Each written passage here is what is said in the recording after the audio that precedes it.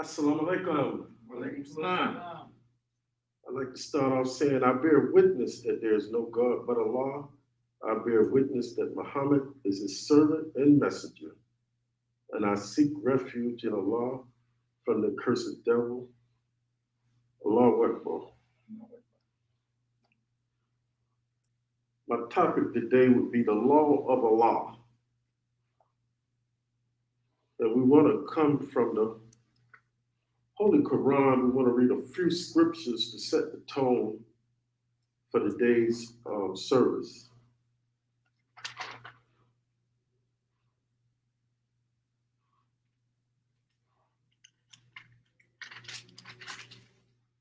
So I'll be reading from chapter 6, the cattle, section 19, guiding rules of life. Before I get started, I seek refuge in Allah from the curse of Satan. And it starts off saying, say, come, I will recite your Lord, what your Lord has forbidden to you. Associate not with him, and do good to parents, and slay your children from the fear of poverty. We provide for you and for them, and we draw nigh to indecency. Open a secret, and kill not the soul which Allah has made sacred, except in the course of justice. This he enjoins upon you, that you may understand. And approach not the property of the orphans except in the best of manner, until he attains his maturity. And give full measure and weight with equity. We impose not on any soul a duty except to extend of its ability. And when you speak, be just, though it be against a relative, and fulfill Allah's covenant. This he enjoins on you, that you may be mindful, and know that this is my path, the right one. So follow it. Follow not the other way, for they will lead you away from his way. This he enjoins you, that you may keep your duty. Again, we give the book to Moses to complete our blessings on him who would do good, and making plain all things, in a guidance and in mercy, so that they might believe in the mercy with their Lord. I wanted to read from our book, the Holy Quran, and we'll get into the second part a little later. But we're talking about the law of Allah and how it affects the community. The law of Allah, God, is the ladder by which we climb up to oneness with his will, becoming possessors of his spirit. So when they refer to the ladder, that you have to reach for something now. You have to reach and climb up into the thinking of Allah. And when we talk about the oneness, we're talking about his attributes. Becoming, as Muslims, we take on his names. Hakim, Akbar. We take on these great names, Muhammad, one worthy of praise. But we're climbing up to that level. We haven't reached that yet, but we aspire to reach that level. Our God, Allah, he has 99 attributes. And the last one being Allah, his personal name. So if we take it on some of his characteristics, when we talk about Akbar, when we talk about the females, Khadijah, we are not just taking on a name like Wood or Sister White, Sister Wood. We're taking on an attribute of Allah. And we aspire to live up to that attribute. It says, you might have heard the brother at the end of calling the prayer, La illallah illallah. There's no God but Allah. He's the only true living God.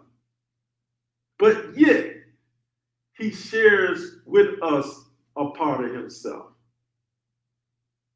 He asks us to take on these attributes and to live up to them. In order to do that, there must be something in place that would allow you to live up to those attributes that you take on. And many of us stray from the law. But he sets law into motion so that you may achieve success. In the Holy Quran, chapter 109, it says, you are the best nation raised up for men. You enjoy good and forbid evil, and you believe in Allah. So for you to be raised up, there must be something in place that makes your esteem rise up so that you can be the best among men and enjoy good and forbid evil. That's his whole purpose for raising you up, raising us up, so that we can be an example to the people.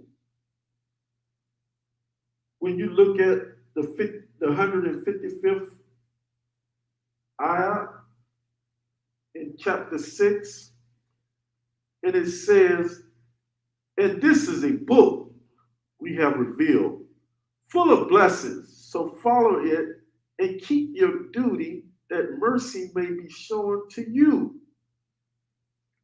When they talk about the book, they're talking about this book right here, the book of the Muslims, the Holy Quran. It's a guidance for all mankind.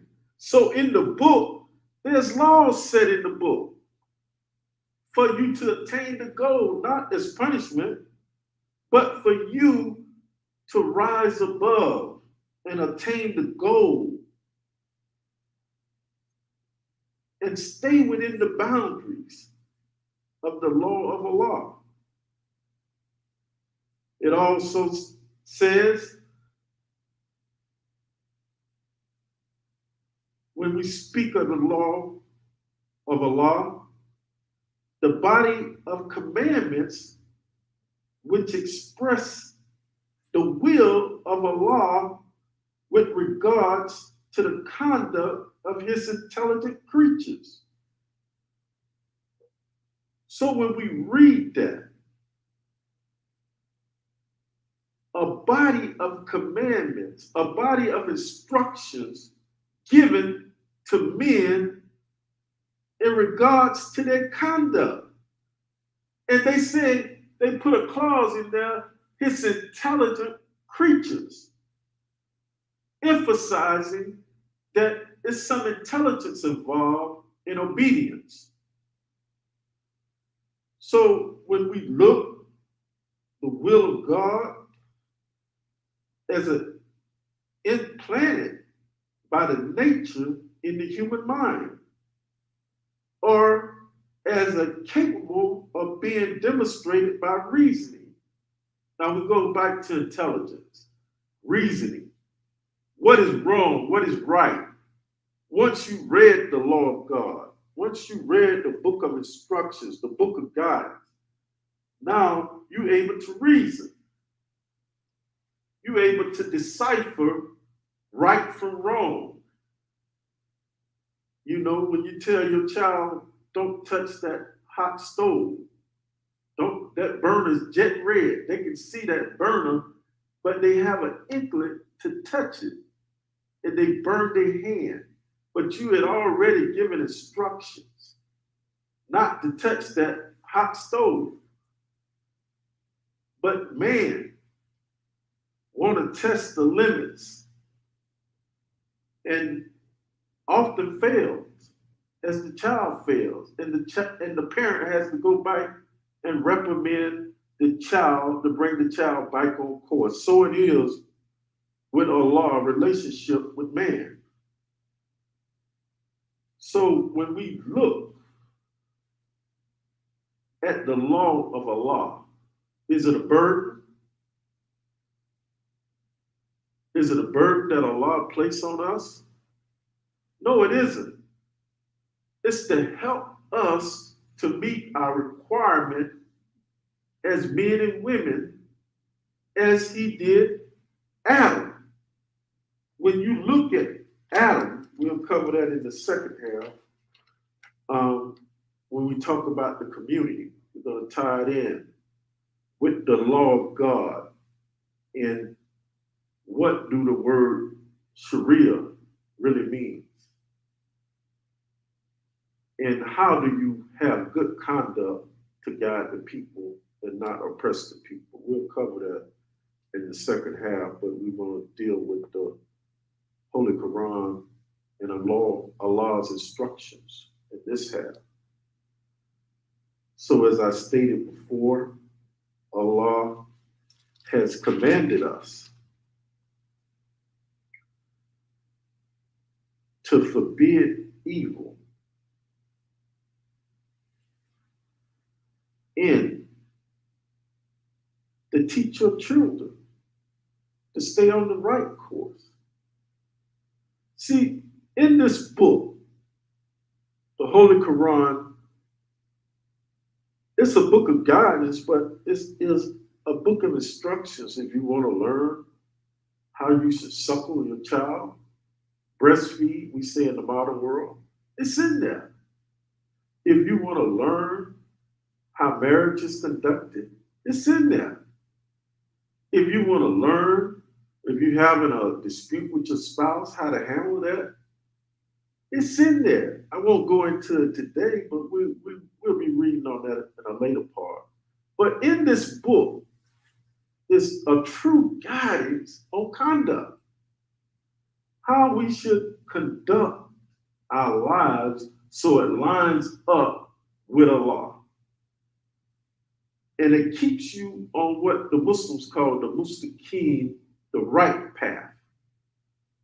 So if we are obeying the laws of God, even though we're subject to the laws of men, we'll stay on the right path. Allah said, obey those in authority, even if that authority is wicked, as long as it don't conflict with your religion. Why would he decree such a matter? Because it's structure in the universe. It's structure that he has already put in motion, but he knows in the end that good will prevail. Look at the conversation that he had with the angels in regards to Adam. He said, I'm going to place a ruler in the earth. And the angels say, whoa, would thou place in the earth one that would cause mischief and the shedding of blood? And he said, I know what you know not. But before he said that, the angels said, we bestow thy holiness, because they had to catch themselves. And Allah say, I know what you know not. See, he sees the good before man can see the good. He don't look at the poor side. He know the poor side is there, but there also is a rich side to man. He didn't say the angels was lying. He just say, I know what you know not. So in that was a lesson for us how to deal with each other. If we just have patience. If we looking for the bad in our brothers and sisters, we can find it easily. He just, I heard you sneeze. I don't like the way he sneezed. But to look for the good, you have to put on these spectacles and look at it with a clean lens at your brothers and sisters and see the God qualities in them. Earlier, we talked about the attributes of Allah. He's a good servant? Do he comes to the masjid and clean up? Does he remind for his prayer? See, these are the good qualities we'll look and not looking at, oh, that brother, make voodoo. He just comes, he cleaned up though, but he don't follow the tenets right. But what is Allah looking at? He can learn the tenets, he can learn the language, but the respect for authority to come in a masjid and clean it and make sure it's clean, Allah looks at that as duty. Sometimes we look at duty and love. The Bible, for our Christian brothers, awfully refers to love in the Bible. And when you go to the Quran, you see duty, duty, duty, duty, duty. Why is that? There's a balance. There's a balance with love and duty, and I want to cover that in the second half. But I want to leave off the first half with what we read in the Holy Quran as it relates to the law of Allah. It's not an oppression thing. It's not a tyrant. He given us guidance so we can live up to these attributes that we took on, Muslims. That's what the law is set for, to keep you on the mustaqim, the right path. And for our Christians, sisters and brothers that's in the audience listening, it's laws in the Bible that you must adhere to. Leviticus. It mentions several laws in there that we just go past and we don't adhere and we suffer later. So when you in civilization, a civilized society, it's going to be laws. But the highest law is the law of Allah. Assalamu alaikum.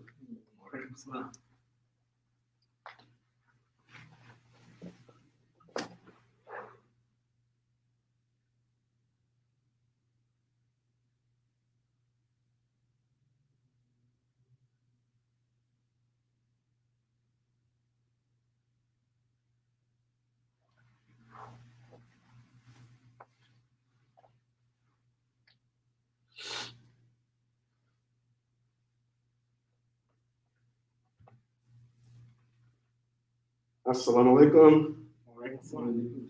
I'd like to start off by saying all praises is due to Allah. We praise him and we beseech him for his help. And we ask for his protection and we seek refuge in Allah from the mischief of our souls and from the evil of our deeds. Whomsoever Allah guides, there is none who can lead him astray. And who Allah finds in error, there is none to guide him. O Allah, help those who help the religion of Muhammad, peace and blessings be upon him, and count us among them, O Allah. disappoint those who try to disgrace the religion of Muhammad, peace and blessings of Allah be upon him, and do not make us of those. That ties right into our service today about being obedient and asking Allah for his protection. The second half, we want to deal with the community aspects of the law of Allah. So I like to read this. The Arabic word for divine law is al-Sharia. By al-Sharia, it's meant everything is legislated by Allah, God. For ordering man's life, it includes the principles of belief, the principles of administration, injustice, and the principles of morality and human relations, and the principles of knowledge. Now, for the community, when we talk about, I close the first part with the divine law. In Islam, we call it the Ashura. The person that's in charge of the law is called the Sharif. In America, in English, they shorten it to sheriff. So when you call the sheriff office, the sheriff come on and say, I'm the chief law enforcement officer.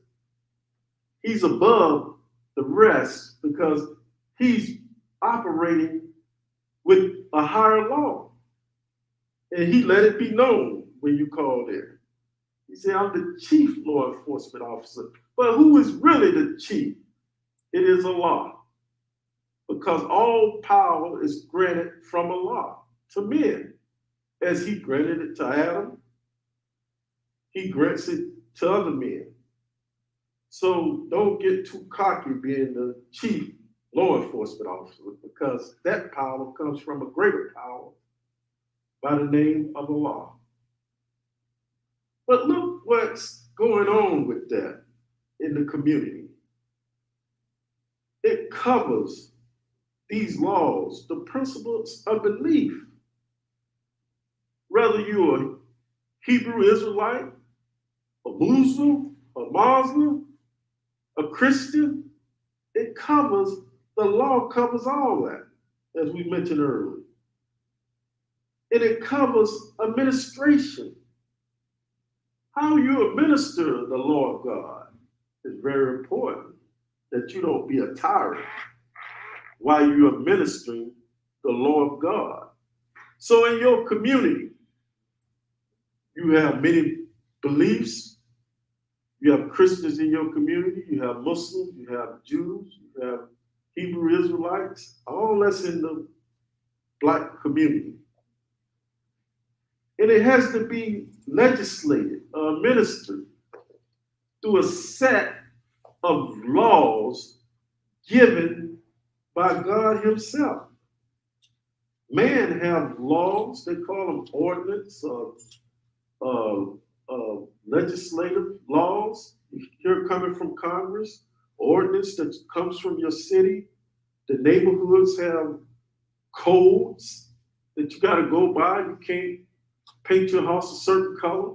They don't want no loud colors in their neighborhood. They want pastel colors. You're not going to light up the neighborhood. So these laws are in place for the benefit of the whole, though. So when you go to sell your house, you're able to sell it. It's not a bright pink, some other crazy color that turns people off and bring down the property value. So the other one's principles of justice, the principles of morality. Well, when you say justice, that's very important. Now you're balancing the scales. But now you're not ruling with an oppressive rule.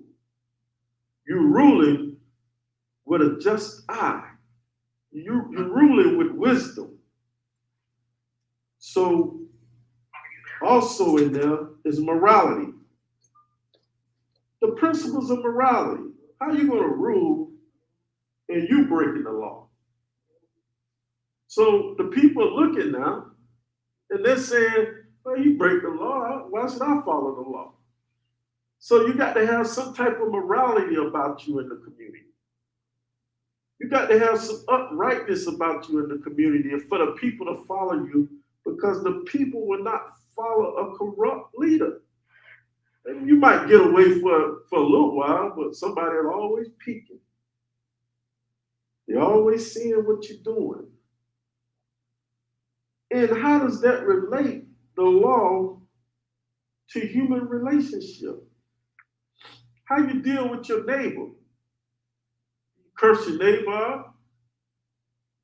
Do you help your neighbor? Do you cut your neighbor's grass when you see your neighbor's grass a little bit too high and they're in the house sick? That's dealing with relationships in the community. Being able to be civil is what I'm getting to. The principles of knowledge. If you're going to be the street captain, you got to have some type of knowledge of how to keep the streets clean, how to build a community. Here in the Tampa Bay area, Masjid An Nasr is located in one of the poorest communities, where the average income is around $9,000 to $12,000. Barely enough to exist. So when you're talking about bringing these principles to a community like that, how do you start? What is the starting point? You have to start with the spirit of Allah, and He gives you guidance through the Holy Quran. As I talked about earlier, you have to have the scales balanced. Like I said, in the Bible, you find them talking about love and how much Prophet Isa loved the whole world. You know, and in the Quran, it goes straight to duty. You have to have a sense of responsibility. Love, when you have duty, you have love. You really do. It's not a funny type of love. It's a responsibility showing that you care. That's all the people in the community want to know. Do you care? I was looking at Menace to Society, and at the end of the movie, our brother Ice Cube was sitting on the porch, and he said, either they don't know or they don't care. That was a big statement for me. Because it got to be one or the other. It can't. It leads to you saying, okay, why does the community look like this? Do they know about it? Do they know the condition of our community? Or what? Do they even care that the community can't make progress? Because the guidance of God, Allah, is not present in the community. Whether you're Christian, Muslim, you can call it Jehovah, or whatever. The presence is not there. But what could you do as a person, personally, to ensure that the presence of your God, whatever you call him by, is present in your community? It only takes one. Everything starts with one. Then you add a zero, that's 10. You add another zero, that's 100. You add another zero, that's 1,000. Those are building blocks. But everything starts with that one. That's why we say, La illallah, illallah. There's no God but Allah. He's one. But that's the building block. Why do you think he takes on 99 attributes? To share. You don't just keep the attributes to yourself and say you take on wood, you take on glass, you take on Mr. Rugg. He shares them with his creation, his greatest creation, which is man and woman. Khadijah, Abdul, so that we might live up to the law of Allah and make a better community. There is no way a savage who has lost the way of civilization can be civilized except by the law and just and equitable law enforcement. There is no way we can produce love for one another in our present condition except by law and just and equity law enforcement. Now you want to talk about law enforcement. You be the law enforcement in your community and you produce these three things: justice, equality. You know, you can be a hero, not just the policeman, not just the chief, the one that said I'm the chief law enforcement, because as I said before, the law grants us the ability to make change. If we hold on to the rope of Allah, he won't let go. He said, if you come to him on leaps, he'll come to on leaps. Just think over that, how powerful that is. You just step in one, but he's stepping two towards you. He said, he's ready. That's my servant. He's ready now. He's ready to get down. So I'm gonna give him an extra dose. But all you got to do is step one time to show some type of commitment, some type of responsibility to make a change in yourself first, your house second, your community third. You can't go to the community and you all messed up. You got to instill some of this in yourself. And then when people see your children marching out the house, they see discipline. And they say, what kind of house is that? Grass cut, the children dressed nice, going to school, the uniforms neat. I want my house like that. They knock on your door. What are you doing, Mr. Muhammad? I'm going by the law of Allah. And you start teaching. You're a great teacher. You just don't know it yet. But all of us are going to be forced to teach real soon with this climate of hyperinflation. It hits our community first. Gas going up, food prices going up, rent going up. So we're going to have to hold on to the rope of Allah. And he won't let us go. He's your friend indeed. Allah, God. But we must follow the laws of Allah. This book here, the Holy Quran, the book of guidance. I spoke earlier about the laws that's in the book that'll make us a better servant of Allah.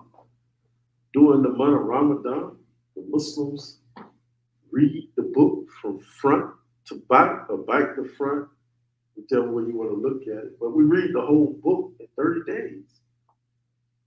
And out of that, we should be extracting the guidance from Allah Himself to build our personal life, our family life, our community life. And we'll get closer. We're working ourselves into oneness with obedience, though. You know, you got people naming themselves Allah and looking crazy, pants hanging down. They haven't put in any work. They're trying to be something and don't even know the principles. Let's work on the principles first. Let's work on reading and extracting the commandments of Allah first. I like to read in closing.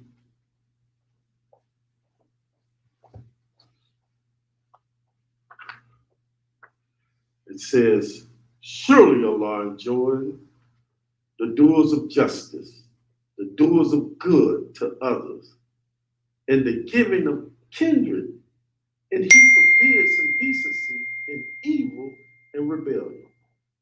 He admonishes you that you may be mindful, O servant of Allah. Remember Allah, and He will remember you. Call on Him, and He will answer your call. And verily, remembrance of Allah is greater than everything. So we talked about Him holding on to the rope, holding on to the wisdom of Allah. He won't let you go. We must do that to be successful. You want to make strides and improvements in your life? Try that. Try one step at a time. My brother here, in the listening audience, Brother Jarvis, he told me to write the goals on your mirror and have success at one and check it off. And check another one off. Check another one off. Those are building blocks of responsibility to ensure that it gets done. You know, as I coach middle school football, I see all these aspects. Now, when you're developing people and teaching people, you start seeing things, start seeing characteristics that you have to correct right away. You say, Coach, I can't get through. I said, you gotta get through. You gotta get it done. He said, well, Coach, I got through. I got through. Did you see me? I said, yes, sir. I saw you. Life is full of coaches. Whether it's football, they got things called what, a life coach? Maybe we need a life coach. Or maybe we need the Holy Quran, a book of guidance. That's the true life coach. So if I said anything that wasn't right, charge it to myself. And if I said anything that was right, charge that to Allah. Because He's the best of knowers. You barely remember anything good you did. You remember everything bad in your whole life that you've done. So all the good goes to Allah. So that concludes our service for the day. I concluded with the words of Assalamu alaikum.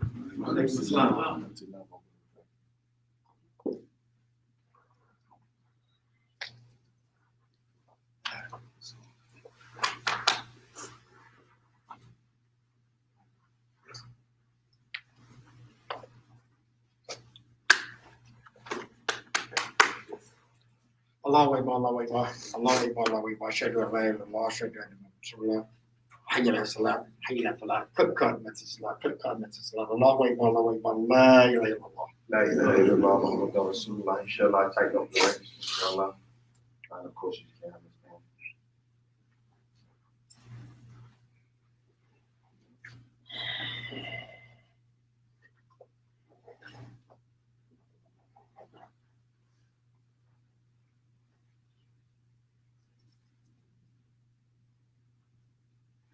Allahu Akbar. الله أكبر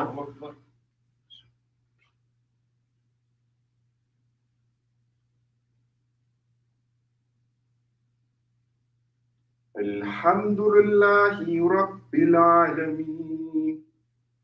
Ar-Rahmanir Rahim. Maliki Yawmiddin.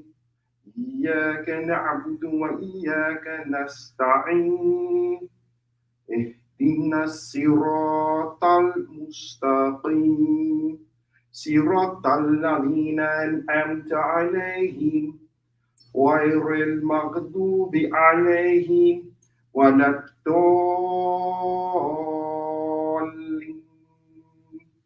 آمين.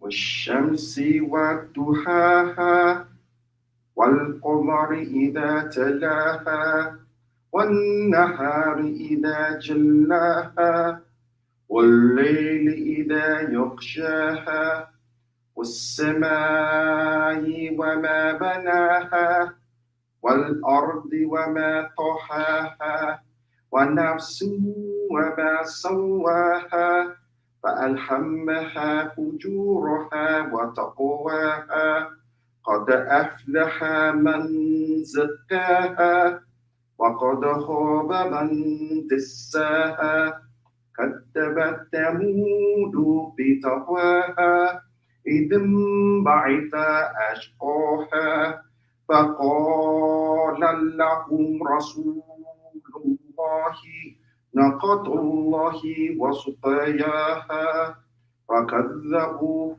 فعقروها فدمدم عليهم ربهم بذنبهم فسواها ولا يخاف عقباها. الله أكبر. الله أكبر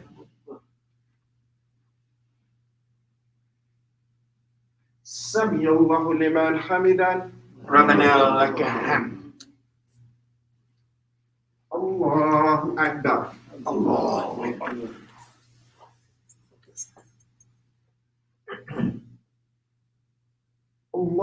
أكبر الله أكبر. الله الله أكبر.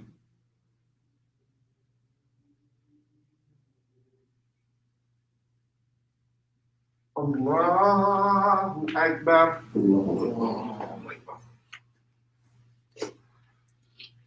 الحمد لله رب العالمين الرحمن الرحيم مالك يوم الدين إياك نعبد وإياك نستعين اهدنا الصراط المستقيم صراط الذين أنعمت عليهم غير المغضوب عليهم ولا الضالين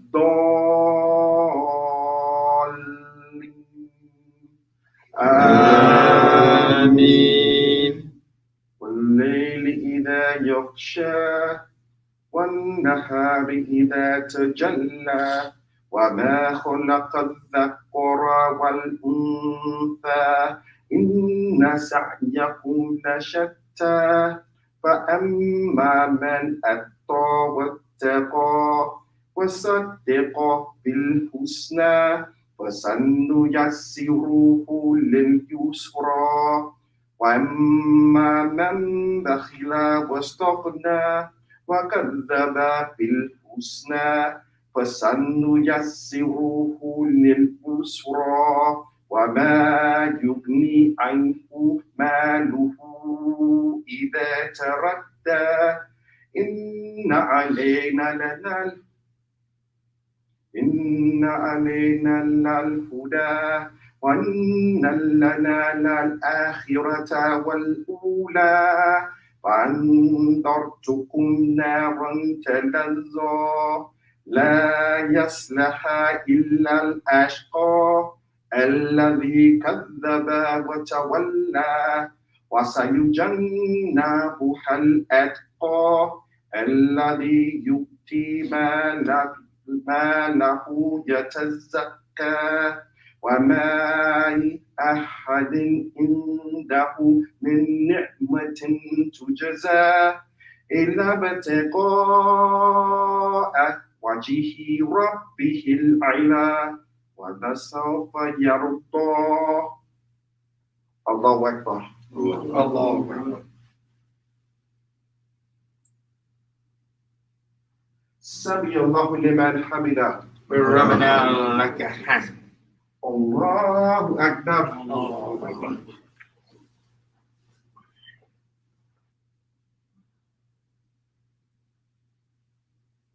الله أكبر. الله أكبر.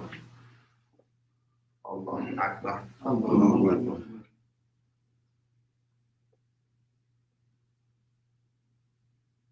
الله أكبر. الله أكبر.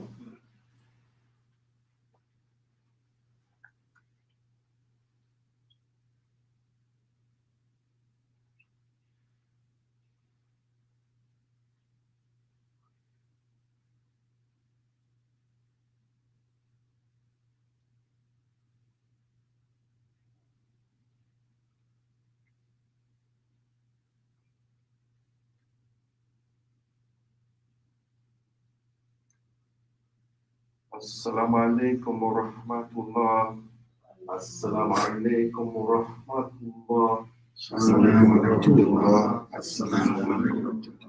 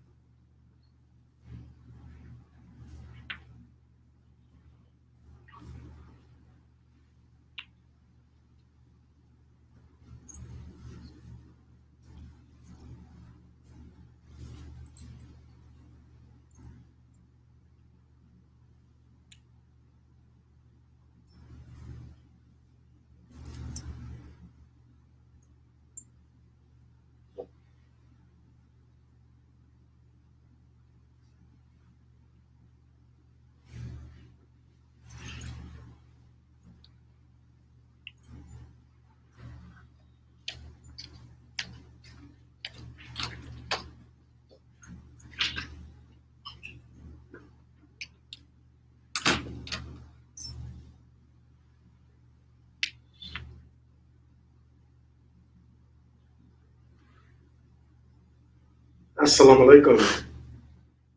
Alaikum assalam. I'd like to open up in the name of Allah, the Beneficent, the Merciful. thank Allah for this JUMUAH Friday. We thank Allah for Prophet Muhammad, peace and blessings be upon him, and that he left us a worthy book, the Holy Quran. And we praise him for that. We praise Allah for that. I'd like to make a few announcements, and after that, we can go about our day. The first announcement is concerning our food pantry. We're here every Saturday from 1 p.m. to 3 p.m. Giving out food in the community. Allah has blessed us to increase our efforts from 100 families to almost 300 families now. So we need support from the believing community.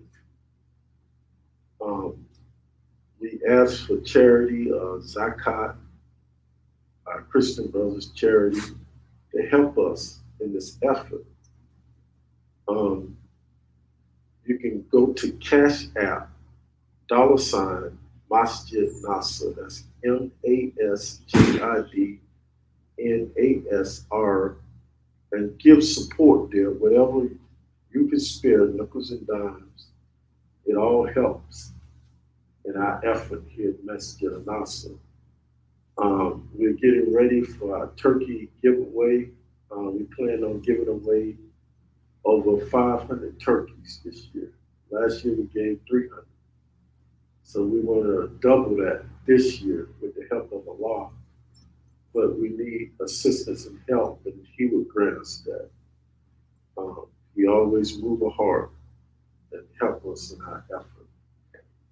So another thing I want to make an announcement about.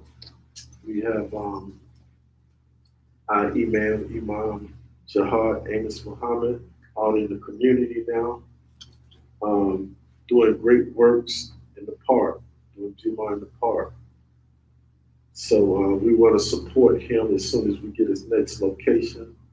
We'll the people in that community can come out and support that.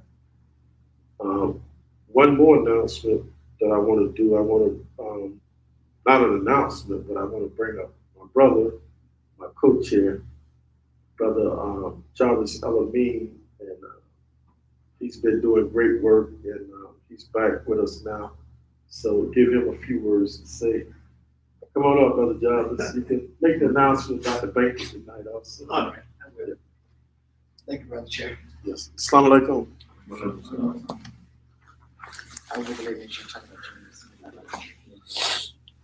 أشهد أن لا إله إلا الله وحده لا شريك له وأشهد أن